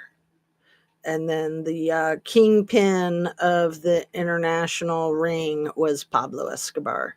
So Pablo Escobar put a hit out for Andreas Escobar for losing the World Cup, basically, with the score of his against his own team. You know, he just got disoriented and he kicked the ball right into the goal, thinking that he was at the other end of the field. And I think it happened at the beginning of the game, and that they won, that they lost just by one, and that they might have even gone into overtime.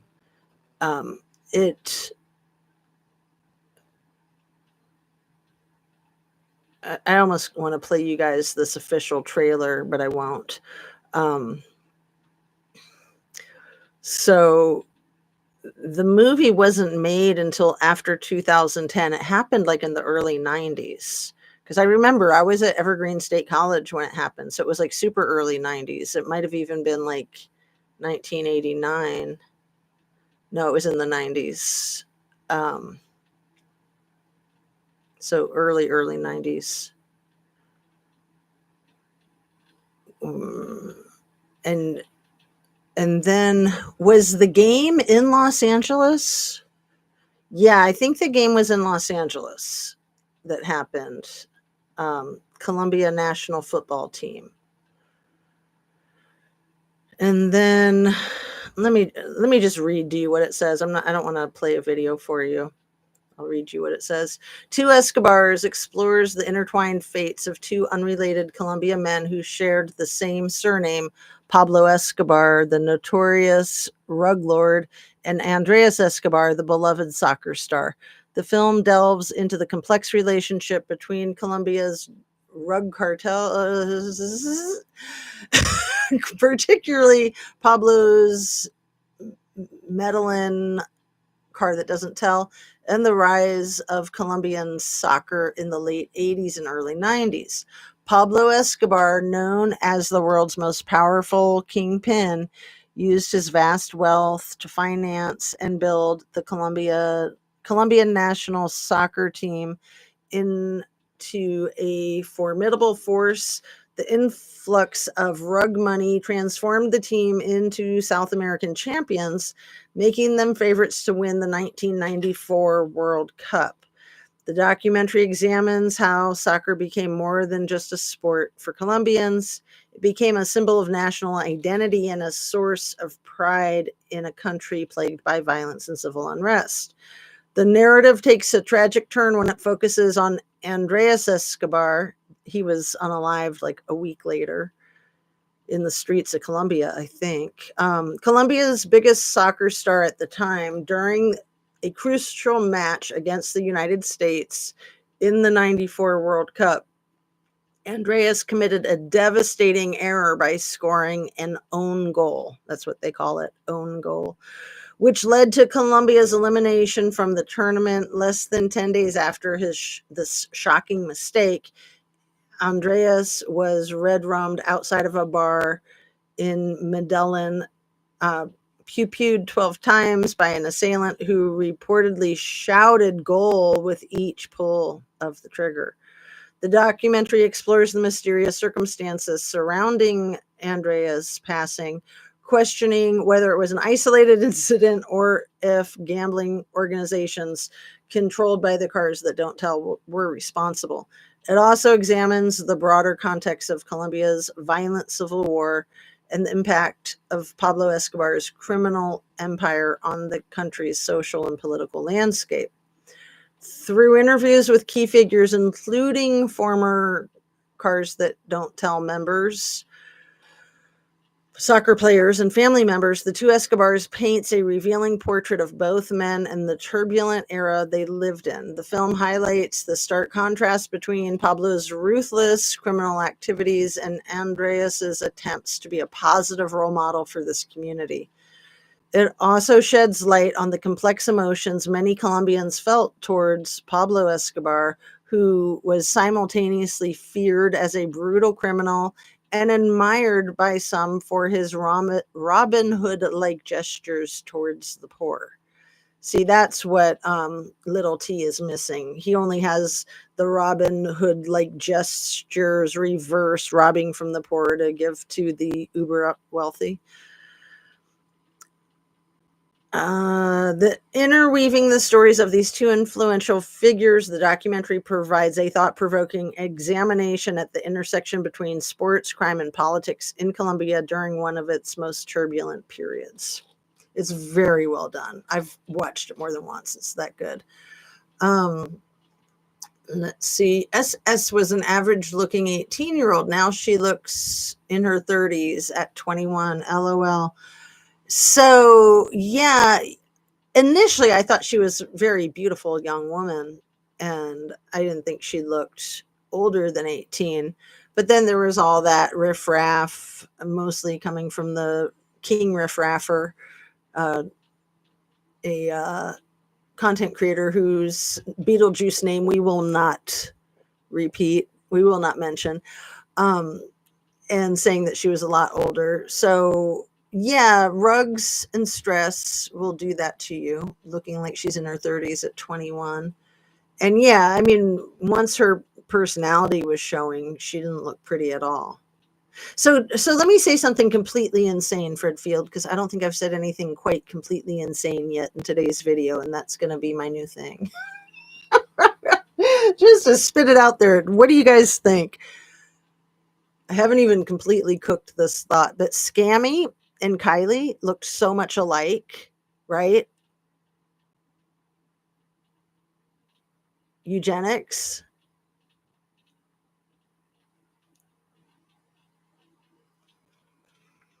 But Kylie got that musical prodigy gene, and she just got the super smart brain gene. They look so much alike. And I want to say that there's quite a few people in that area that resemble Kylie. People younger than her and people older than her. I mean, maybe she just had the quintessential trucky look, but maybe eugenics. What does Zuck have in his underground mansion? Handmaid's Tale? I don't know. Okay, there. I'm done with all the super cray. Let's just go back to the regular cray. Alcohol and drugs does age a person, just saying. And wind and sun, people that do a lot of like horseback riding or sailing, all that stuff just really weathers your skin. And skiing probably too, because you have the sun and the wind. I need to go to work on my lawnmower. Back lawn is very high already. I know I need to get my weed eater out. I don't like doing that because it makes me itchy just thinking about it. Vieja says, my hub not looking to mower maintenance or mowing grass. Our lawn not ready to be cut. Alert, alert, Vieja. Oh, the cray cray alert. Absolutely. And I'm going to drink a little coffee, breathe for a minute, and then look over my notes, and maybe we'll wrap up so we're not getting over 2 hours.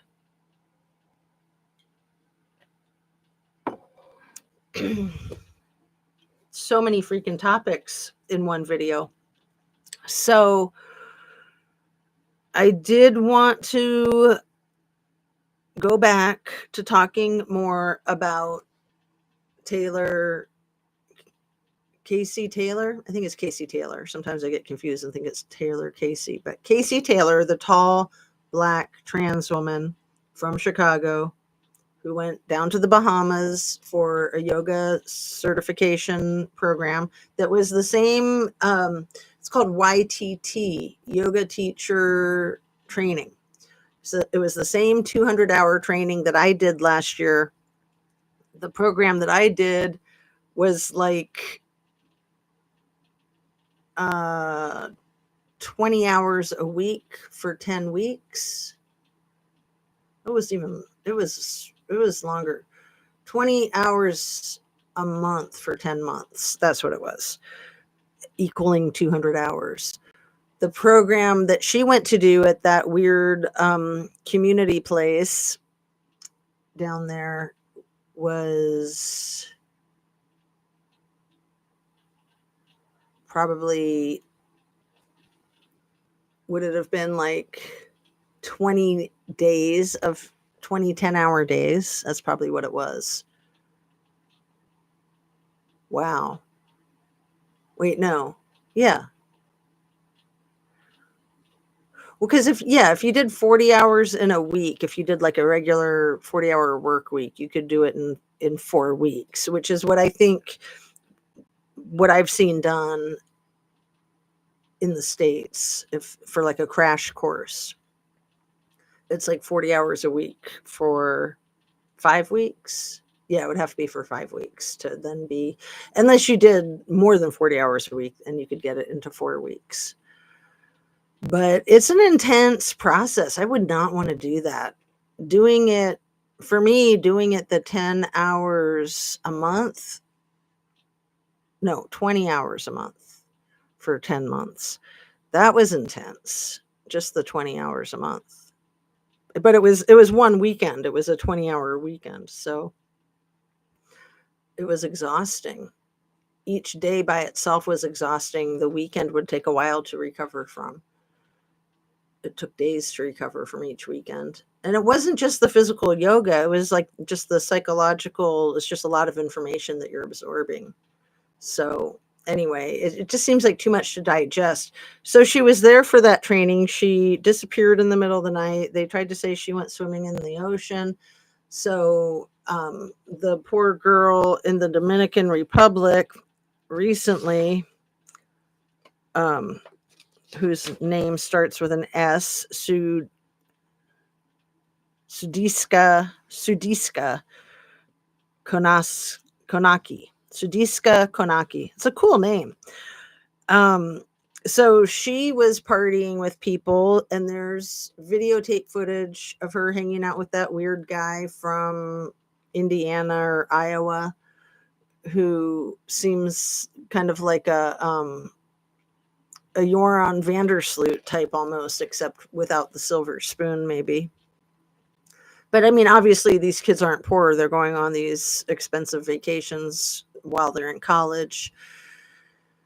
And he seemed like he was being protected by the law enforcement and by uh, other, like maybe the hotel or government officials. I'm not sure. But it just seems like the stories are so similar. Like, oh, they were on the beach. They must have drowned. Let's not worry about it. Which is what makes you think maybe the trafficking. I started to talk about Natalie Holloway in yesterday's video, or a real recent one, about how when she first disappeared, remember Dr. Phil went down there and he was convinced that she was still alive and that she was being trafficked. Personally, I believe that she was trafficked that night. I think that Joran saw an opportunity to make some money. I think he rugged her, and I think that she did have like an epileptic type of seizure and pass away because she was dehydrated. She had too much sun, too much alcohol, not enough food. And then he overdosed her on the whatever he put in her drink. And I think that there's evidence that he put something in her drink at the casino, at the hotel, because her friends say that she was really out of control when she was getting in the car with the two brothers and Joran, and that they were really carrying her into the car, and that she was being really loud and floppy, and that, alarm bells didn't go off, unfortunately. But I think that they rugged her, they abducted her, and then they assaulted her, and then trigger warning. I should have already said trigger warning. But in a really, really sick, dark, dark world, you could get a lot of money for the kind of thing that the dodgy Tony said that he liked on his show. The neck row and the pedo. She was 18, so she was of consenting age. But yeah, I had never thought about that there could have been trafficking after a fatal event. And I'm sorry for not giving like mass trigger warning, because it's really disgusting to think about anybody doing that kind of thing, and let alone groups of people doing that kind of thing and making money off of that kind of thing. But what killed Joran Vandersloot's dad? Within a year, he had a heart attack on the tennis court. I mean, he seemed like he was sweating bullets from day one. Like, he was probably in on the action. In my humble conspiracy theory opinion, allegedly. And then it was like the 5-year anniversary to the day that Joran did that thing with Stephani Ramos, I think was the name of the person in Lima, Peru, that he completely slaughtered in his hotel room. And then he had this whole story about how she had confronted him about Natalie, and so he did that in retaliation. That whole thing from the ground up is probably a story. I don't know. I think it was him celebrating. He was probably so freaking high on rugs. And, he had a major gambling problem. They met at the casino. There's like videotape of them interacting. And then they went back to his hotel room. And then in the morning, he leaves and he comes back with 2 cups of coffee as if he's got somebody that's not deceased in his room. I think both of the coffees were for him. I don't think she was of the living anymore. But I mean, there was just evidence everywhere. Like he couldn't clean up. Like he must have just went completely insane. Like he was already insane. Like how insane would you have to be to do all this crap? The worst part of it is how freaking normalized all of it gets. So let me talk about that before I wrap up today. The normalization of the violence against women and the normalization of airplanes and helicopters falling out of the sky, the normalization of whiplash tariffs and stock markets. We can't let this stuff get normalized. And that's exactly what happens when we get so gaslit and overwhelmed. The overwhelming is part of the gaslighting scheme. It's like just throwing fastballs so that no one can keep up with any of the fastballs. That's how it's done. So it's important to try to observe each thing individually and not allow it to become just part of the landscape. Like, no, airplanes don't touch each other, especially airplanes that are being pulled through the airport. They don't just, or through the outdoor part of the airport, they don't just like accidentally take a turn too tight or get too close to another airplane. They don't get that close. I mean, these are very big beasts. They're very expensive and they're very dangerous when you just have like the slightest little screw loose and the whole thing is gonna fall apart in the sky like the helicopter yesterday. So yeah, let me just go ahead and wrap up. Thanks so much for being here, you guys. Let's see. Ordinary cray. Yeah, that's a good one, Vieja. I like that. Just your regular kind of cray. Just your average vanilla cray, right? What flavor is your cray? I used to say that a lot about people when, like, socially, when someone would describe someone as crazy. My little joke being in the mental health profession would be, well, crazy good or crazy bad, because everyone's crazy. It's just which kind. The good kind or the bad kind. Don't follow all these cases, but nice that you give info that helps keep us informed. Yeah, I'm like my own little news update channel. I mean, I'm extremely interested in all of this stuff, but I try to limit what I get interested in, because the way I like to look into cases is I really like to look into like the backstory, like with the Chow family, with Angela Chow and Elaine Chow, and all of the insanity that I've discovered there and haven't mentioned anything about it today. That whole thing is just mind-boggling. Like, sure, maybe Angela Chow just happened to have a fatal event in her Tesla that night on her own property. So sad. And then when you think about all the things that her sister did for work in our government, when you think about the fact that she was the very first person to resign from the cabinet, from the presidential cabinet during the last little T presidency, she was the very first person, and she wrote a scathing letter of resignation. And let me just see. I was going to look earlier and I haven't gotten around to it. I want to see if that scathing letter is on the interweb.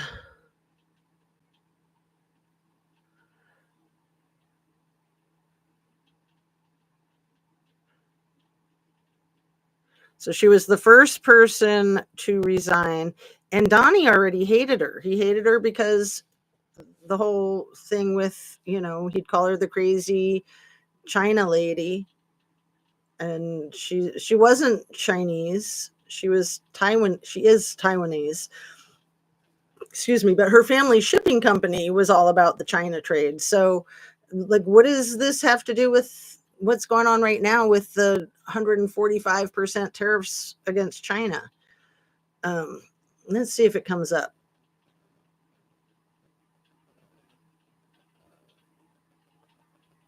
Oh, no, it can't be.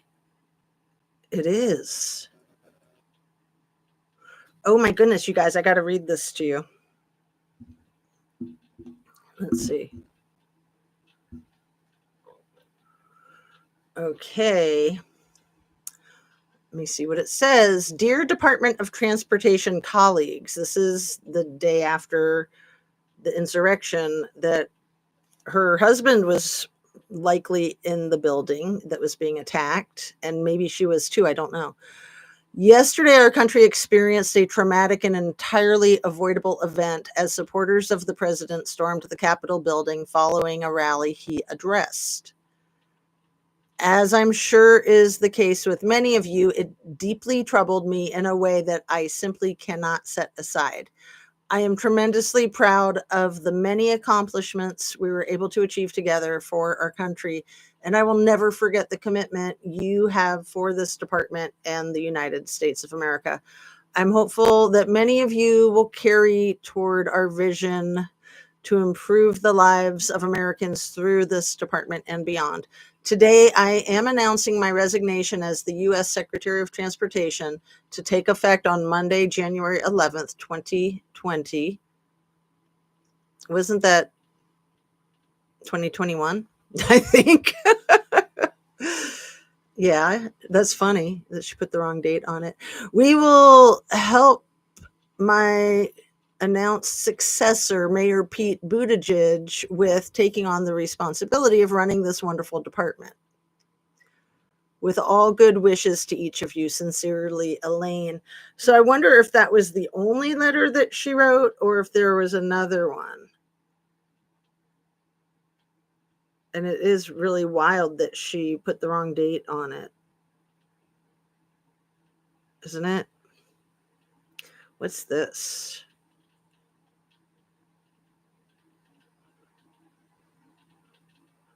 I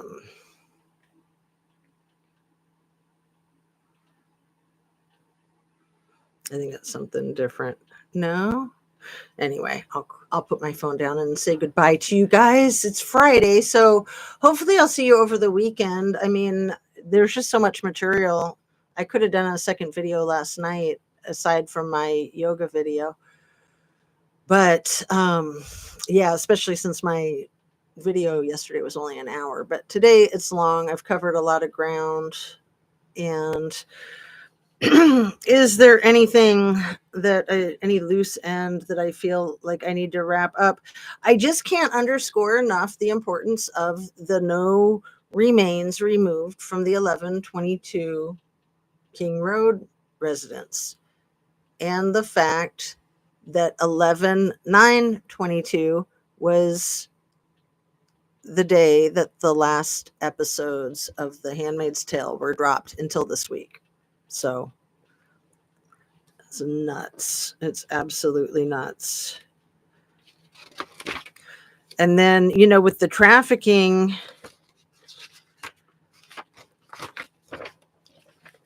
the eugenics is a really, really creepy part of trafficking. Like, as if trafficking's not twisted enough already. Any kind of human trafficking is just so disgusting, whether it's harvesting or what you might call adult entertainment to try to not set off the alarm bells in the algorithm. But that's assault. I mean, that's assault. It's disgusting. And to think about like with this, what people don't think about with a situation like Kylie or like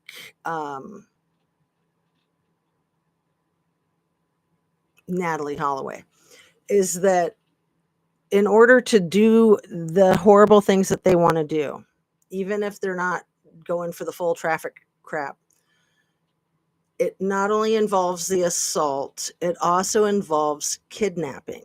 Because the first thing you need to do is get this person under your control. So if it's ever prosecuted, you've got the assault, you've got the fatality. Those are huge. You're going to serve maybe 20 years for each of those, minimum, maybe, depending. Kidnapping, another 20 years. And then conspiring, if you have more than one person involved, then you're going to get more years thrown in for that. So that's what Scammy is probably up against. Not just the horrible things that might have transpired, but where it started.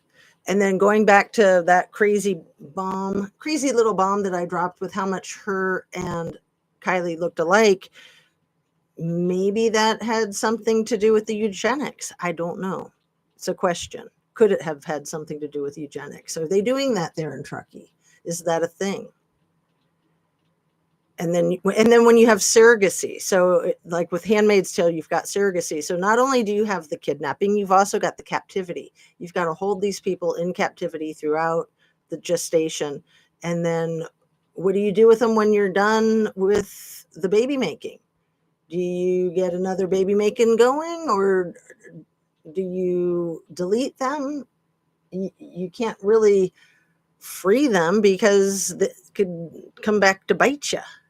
I mean, it's just crazy, crazy sick. So trigger warning retroactively for everything I just said. Sus how some political are found suddenly unalive. Right. Well, and see, thank you for saying that, Vieja. I really love your comments. I think what I didn't say so specifically is that the 6 or 7 congressmen that were on the plane that got clipped yesterday at the Ronald Reagan International Airport, that's a very deliberate message being sent. We're just clipping the wing. That's all. Just clipping the wing.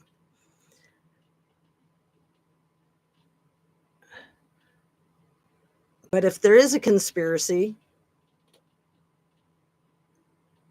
if there's any connection to the helicopter that fell out of the sky 3.5 hours later, that also is a message being sent. Like, yeah, we just clipped your wing, but that's what could happen. Crazy. Yeah, gotta go. Have a great day, all. Love and light. Yeah, stay positive and think good thoughts.